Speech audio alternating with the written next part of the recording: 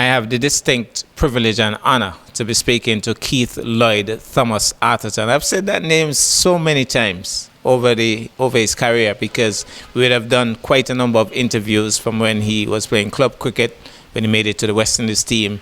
And now it's nice in his retirement years to be able to sit with a great man himself. Now, Keith, tell us a little bit about your background, because we are here at the E.T. Willett Park. And when I spoke to the man himself, E.T. Willett, I said, here's where it all started. I can't say that for you. I want to believe in our early interviews, you said something about hitting the ball in the streets at Jessops and so on. Talk to us about those early years of playing cricket.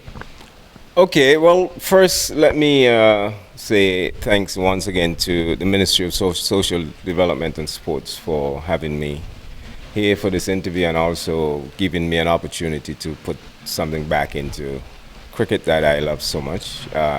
But as far as my career is concerned, yes, I started playing back in Jessops, my lovely village. Most of my cricket were played in my youth days in the street because we didn't have the privilege to play cricket at any ground. We were so hungry to play cricket, so anywhere we can play, and we ended up playing in the street. I remember at one time I decided, well, if I can get the opportunity at times to play in the street, I will have to, secure a little pitch into my yard, and that's days where I went about doing that, and that paid dividend for me in the end. What about the support from your parents? Because I remember in my early years, those days were full of chores, and it was like, unless you finish doing that, you can't be doing that, you can't. And it's like every opportunity we had, it was like, hey, we want to hit a cricket ball. What was the response from your parents? Yes, my mother was the person that make me what I am today. She was always there beside me. My dad was always in the background. It's not that he wasn't interested, but my mom was forefront and always wanted things to be in perspective, and we had some difficult times, and she always stick with me and encourage me and give me the support that I needed in order for me to go out there and do well. There was some difficult times, obviously, not being able to buy cricket gears.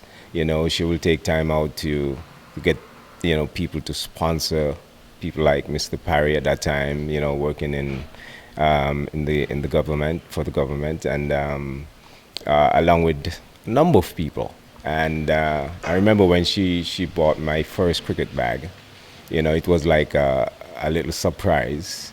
And I was over the moon. I could still see that bag, way back in the 80s, where she really made the effort for me to get that bag so that I no longer could walk with the gears in my hands just like that, So, but she's the one that was instrumental and who really put things in place, making sure that things happen, making sure I go and play cricket, making sure I train, and there are times when my dad don't want me to because I have to look after the animal and do other, household work and that sort of thing, and she will make sure that I get an opportunity to do so. So in the end, but it also had a lot more people like Mr. Parry. I can't forget Mr. Parry, definitely, Ashley Farrell, Denzel Tuckett, these are people who played an integral part also in getting me to where I am today. In those early years, you would have attended the St. Thomas's Primary School. How early did somebody spot the talent and say, I want this guy on my school team? Well, I was always, at that time, always among the senior guys because, these guys would play cricket and play it in a hard way, in a rough way.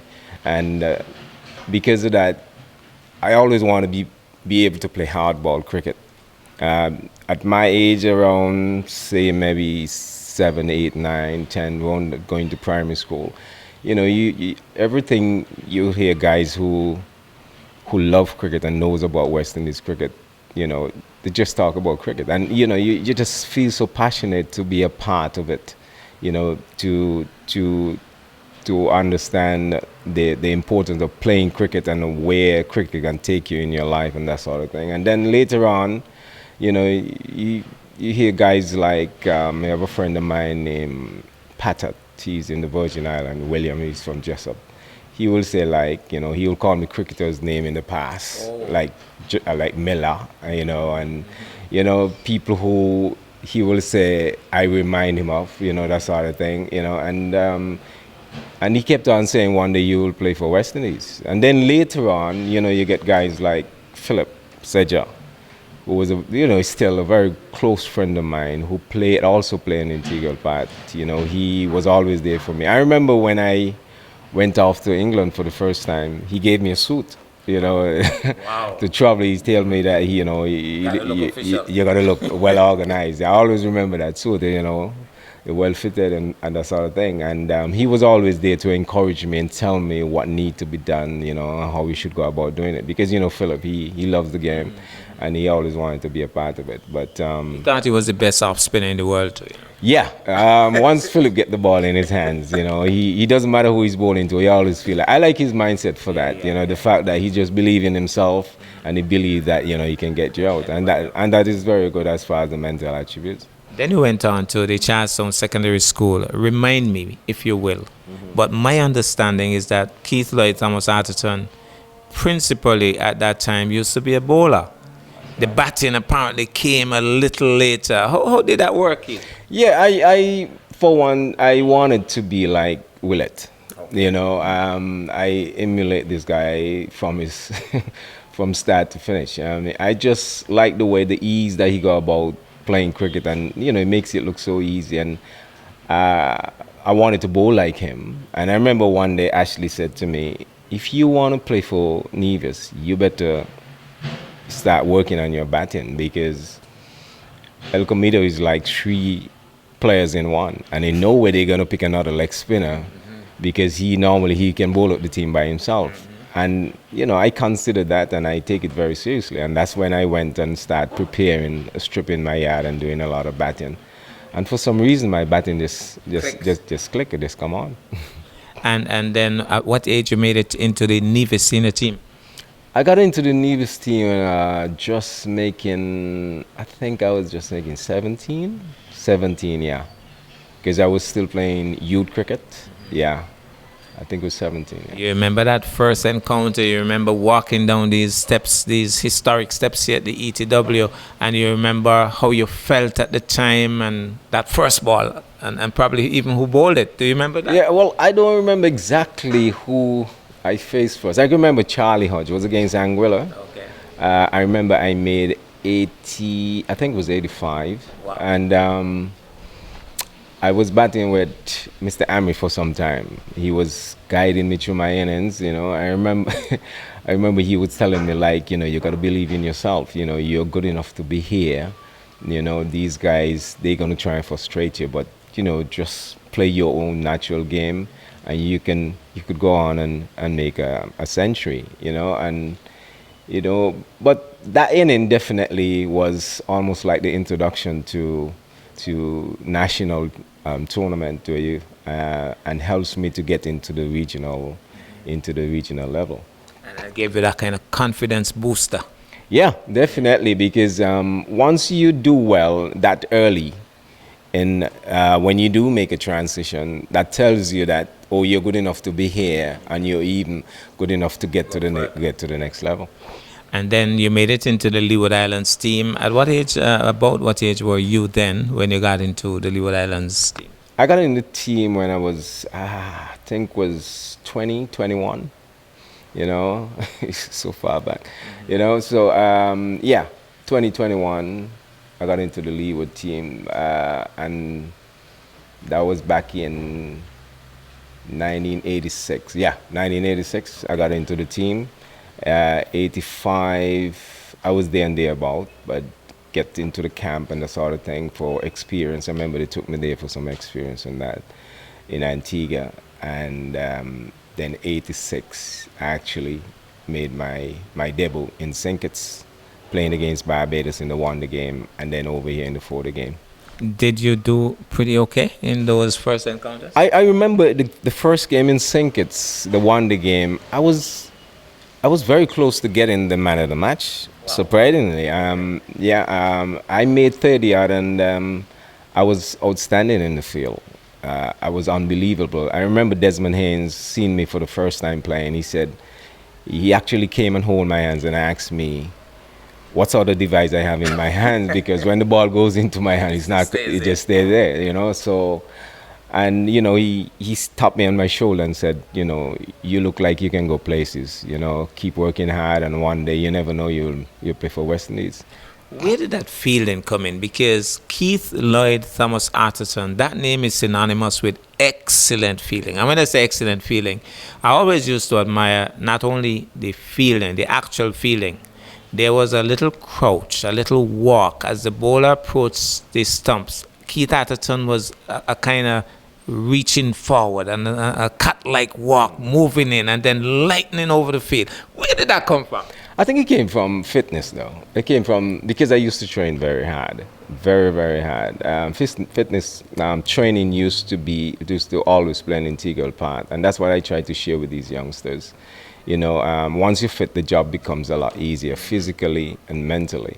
You know, because there are times when you're doing well, but because you're not fit enough, or you mentally, you just lose it and you lose concentration, and then you might do something rash and get out. But my passion for feeling was always there, because I remember Elko Meter Willett, I must say Sir Almost. Willett. Yeah, you're gonna get there. We'll get there. You know, when he feeling in the gully, and you know, he normally, everything like I said before, he makes it look so easy, where he will stop the ball with one hand, spin around and that sort of thing. And I normally will say to myself, I want to be able to do something like that. And if I have to, well, I will have to work on my feeling and obviously my fitness. And I just developed this passion for feeling. And it doesn't matter where I feel. I'm looking at the spot on the field there where I make some outstanding stops and so on. And, you know, where you have a lot of stones, and, you know, and that never really stopped me. Because, you know, this area they call Stony Grove, you know, and you always tend to have, I have to pick up stone and throw them behind me, or throw them off the field and that sort of thing, in order for you not to get that deceptive bounce or unpredictable bounce from the ball that can hurt you. So, but in terms of my alertness, you know, I have learned from a youngster that if you want to be a great fielder, or you want to be a good fielder, you have to always be on the alert and approaching the batsman like walking in, like you always want the ball to come to you. You know, a lot of guys, they're feeling, but I don't think they enjoy it. They're actually hoping the ball doesn't come their way. Come their way at time, especially in crucial moments where you need 4 to win and that sort of thing. I want the ball to come to me. You know, I remember when I started playing for West Indies and get onto surface, like, you know, that is so nice, like Australia and England and those places. Joy, eh? Feeling, I said to myself, I remember I said to the manager, I said, look, if I misfeel any ball, you take money out of my account, out of my salary, you know, out of my allowance, you know, because I couldn't see how I could misfeel a ball on those ground after coming off surface like this. Right. Okay, and you made it into the West Indies team what year? Back in 1988. Yeah. You remember that first match, that first bowler, that first shot? Yeah, I think I was facing Foster. England Against England in Headingley. Yeah, you can't forget that moment. And I only get into the team because of Gordon Greenidge had an injured back, and he just couldn't make it that morning, and I got into the team because at that time, you know, the team was a quality team. It's not easy for you to get into. At that time, we could have put 2 West Indies team, strong West Indies team at the top level, and. Yeah, I remember walking out and obviously feeling nervous, but also excited to be a part of it. You know, a great atmosphere. Pause a moment there, Keith. When you were walking out, did it occur to you that some guys back there in Nevis were glued to their television sets? Oh yeah, anytime I'm playing for West Indies, I always picture the guys, you know, looking at the cricket or listening cricket on TV, and you know, talking about it and want to see what really actually happened. I know normally when I do come back after tours, they will say things like, I see you do this, and they will say like, I didn't want anybody to tell me, I want to see for myself, and that sort of thing. Right. That only should show you how passionate they Right. were. So let's go back to that moment. First day's bowling, you're walking out, a little jittery. What happened? Well, I could remember hitting Foster through the covers, and the ball went listening the highlights in the night. I remember the commentator said why Arthurton had to choose the longest boundary to hit his first 4 in Test cricket, but I was always a good driver of the ball, and I got one that nicely pitched outside the line, just on about half stump, half volley, and I came forward and hit it through the covers for 4, which was the Nice start. way to Yeah, start. a nice way to start, and from there, you always look forward to make sure that you get a decent score and go on and score 100 at that level. My favorite, Australia. I don't remember the year, 157. And I remember somebody asking, well, where's this place called Nevis? And I'm thinking to myself, this man is promoting Nevis for several hours on TV around the world. You remember that innings, Keith? Yes, I could never forget that innings. Leading up to that innings I had 3 centuries. One against the Australian 11 in Hobart, one against Western Australia, that's in Perth, in the second inning. And we had like what do you call it? It wasn't really a first class game. It had a lot of former players. Yeah. It was so much friendly either, but like a benefit game, so to speak. Yeah, I had 100 in that game also. So I was in a lot of form. And I remember the last warm-up game, Sheffield Shield game against New South Wales, that's in Sydney. I was left out. And After those 3 centuries. yeah, and the reason why I was left out, I understand. But even though I didn't, Securing you. yeah, they were saying that, oh, Keith, we wanted Gus to get a good chance, because he's not scoring and that sort of thing. So we're looking at playing the guys more so who are not doing well. I think they had wanted Gus to perform, and if he had performed, Then you would have been out. I would have. Wow. I don't think I would have Wow. get the nod. And I remember Tony Cozier said to me in an interview, "You have secured your place for the first test." And I looked at him and I said, "Really?" I said, "I'm not too sure about that." When I looked at the first 11 that likely to play, I can't see myself getting in ahead of Gus Logie. He's the vice captain, and most likely he's going to play, And Tony said, no, you better prepare yourself mentally because you're going to play. Okay. The night before the test match, you normally have a meeting, discussion, talking about the opposition and all that against, Australia. And I remember they selected a 12, and my name was the 12th person that called. And so I was a little disappointed, and I said, just like I thought, I don't think I'll get into the team. But the morning of the breakfast, that was in New South Wales, that was in Queensland, in Brisbane, I remember he came to me and he put his hands around me and he said, "You're in." Gus. Yeah, Gus Logie.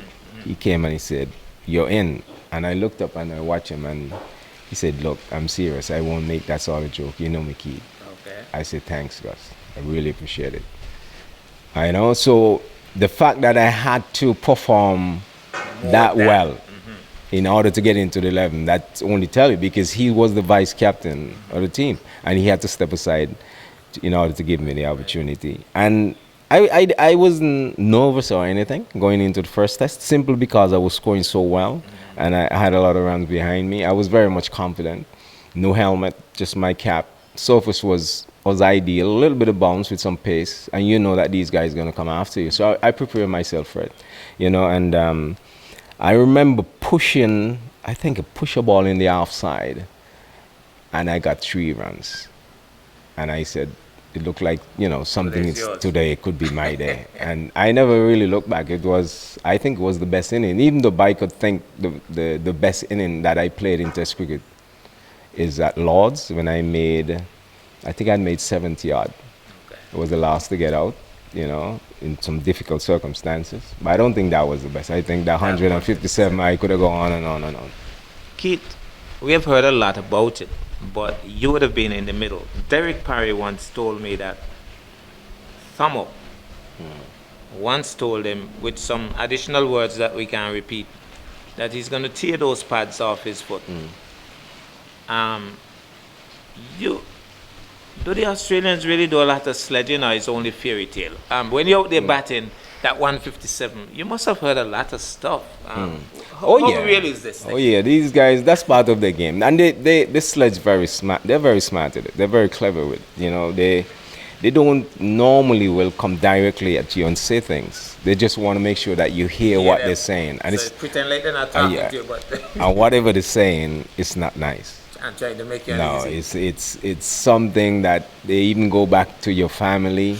They get a little racism coming at times, a black bastard, and it's just to get you upset and so on. And I will look at them and I will smile. And I remember saying at one time, if you guys gonna operate like that, I'm gonna put Ambrose on you guys. And they never said another word to me, So, but you get a lot of sledging. But what I always say, that mentally you gotta be tough. You gotta be tough when it comes to cricket at the highest level, especially Test cricket. Well, Keith, you had a pretty successful career. You even got a couple of wickets.